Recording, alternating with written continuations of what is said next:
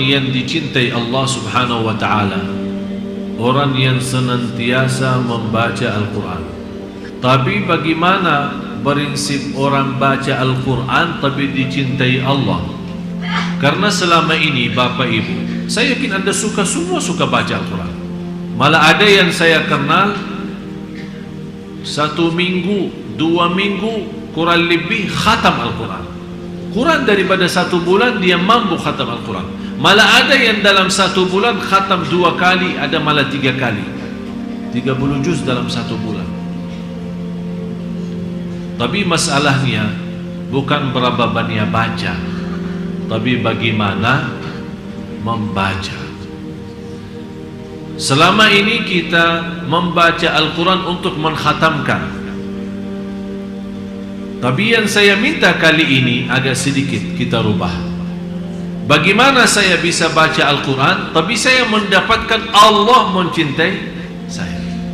Yang pertama, saat kita baca Al-Quran harus Anda rasakan Allah bicara sama Anda langsung.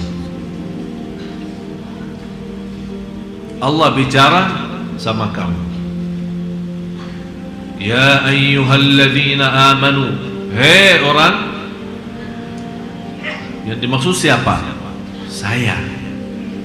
Rasakan. Ittaqullah, berarti Allah mau berbicara sama diri kita sendiri. Itu yang perlu dirasakan saat kita membaca Al-Quran. Dan kita selama membaca Al-Quran, kita merasa, kata ulama, kalau mau berbicara sama Allah Subhanahu wa ta'ala, salat. Tapi kalau Anda mau mendengar Allah berbicara, baca Quran. Kalau Anda mau mendengar Allah yang berbicara, baca. Karena ini Al-Quran kalam Allah. Kalam Allah langsung. Yang Allah sampaikan langsung, kalam Allah itu disampaikan kepada malaikat Jibril kepada Nabi Muhammad SAW, Nabi Muhammad kepada sahabatnya, dan seterusnya sampai kepada kita. Jadi yang ingin berbicara sama Allah, salat, hadap Allah, bicara, silahkan. Tapi yang ingin mendengar Allah yang berbicara, baca Al-Quran. Jadi saat Anda baca Al-Quran, Bismillahirrahmanirrahim, Anda rasakan mendengar kalam Allah.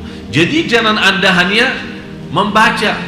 Ada seorang membaca hanya lewat mata, tidak akan bisa rasa. Kenapa? Apa manfaatnya suara?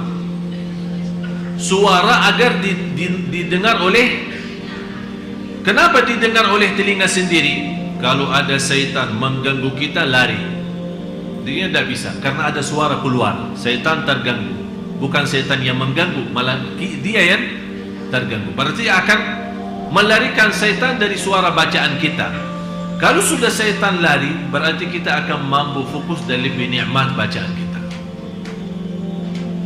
Yang kedua, saat kita mendengar sendiri bacaan kita, rasakan Allah yang lagi menyampaikan bacaan itu lewat telinga kita. Karena telinga itu salah satu makhluk Allah. Ada seorang punya telinga tapi tidak bisa mendengar.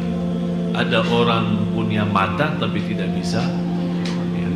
Jadi masalahnya bukan wujudnya mata atau wujudnya telinga, tapi masalahnya apakah dia berfungsi atau tidak, bisa menjadi berguna atau tidak.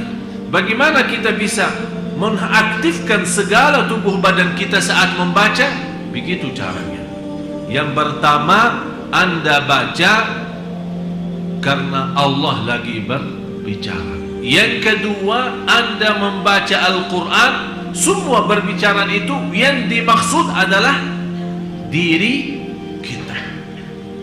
Yang ketiga, itu yang terindah dalam bacaan Al-Quran, setiap kita baca ada rasa saya tidak mau berhenti, karena saya lagi nikmati dan merindukan mendengar kalam Allah, mendengar bicaraan Allah sama saya. Jadi begitu Anda baca, jangan Anda punya bayangan dan pikiran kapan mau selesai.